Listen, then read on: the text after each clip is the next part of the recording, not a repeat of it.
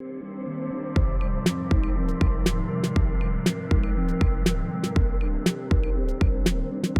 I'm Patrick Filippi. I'm an agricultural scientist working as a postdoc in the Sydney Institute of Agriculture. So my undergrad degree was really focused on agronomy and crop management, and then I went and did a PhD in soil science.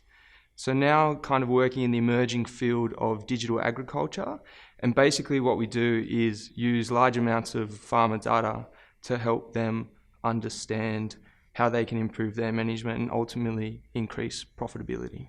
A big focus of our research at the moment is trying to understand crop yield variability and then try and forecast crop yield using data, so using data-driven models. Because Australian farmers, they collect a heap of data. They collect data on their tractors.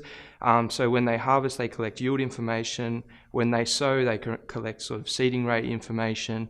And they also collect lots of soil test results throughout the season. But there's also this other opportunity, is that there is a heap of freely available data. So we have heaps of remote sensing data, satellite imagery, things like that, and also climate data, so rainfall information.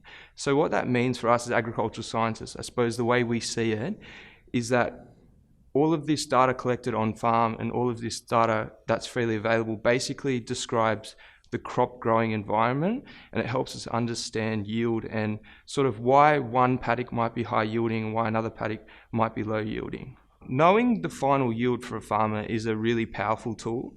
If they know what their final yield will be for a season, it really helps them reduce business risk and helps them plan ahead. But I think the biggest opportunity there is that if they know what their yield will be, they'll be able to tailor their management decisions to sort of match that.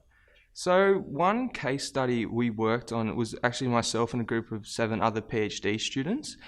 So basically, it was a large corporate farm, probably equivalent size of about 30 farms in southwestern Australia. So they had a heap of data, a heap of sort of yield data that they collected from tractors, and then a heap of data from consultants. And they were using the data to a degree, but they felt like there was much more potential there. So what they did, they got together with the CSIRO and thought, let's run a hackathon and let's try and see what we can get out of this data. So that's basically, they didn't give us much information. They said, here's the data, what can you do with it? And so that's sort of where we came up with the idea to forecast yield using data. I suppose in agriculture, we love making maps, is that we make maps of anything. If you give us data, we'll just make maps.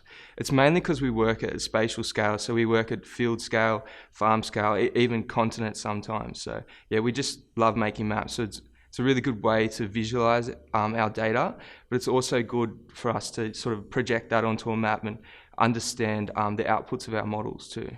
Because in agriculture, we get data from everywhere. We get it from satellites, we get it from sensors on a tractor and things like that. It's really important that the information that we do get is of high quality and that there's no sort of artifacts in there. Because if we do get data that isn't of high quality, basically the results of our research are meaningless. It just doesn't make sense.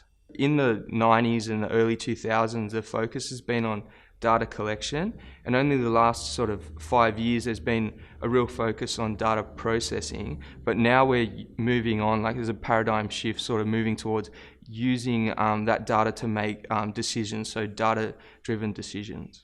No matter what kind of research you do, understanding your data and understanding statistics is super important, because you can be a very good researcher and have really good data, but you often see researchers like that just don't get the full potential. There's a missed opportunity there if they don't know how to sort of analyze and process that data.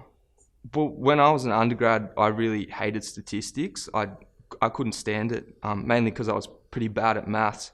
But I really regret that. I wish I spent more time on it, because when I started my PhD, I really realized how important it is. And it's actually, if you can understand your data, it's really empowering. So yeah, I suggest you focus on the stats for sure, yeah.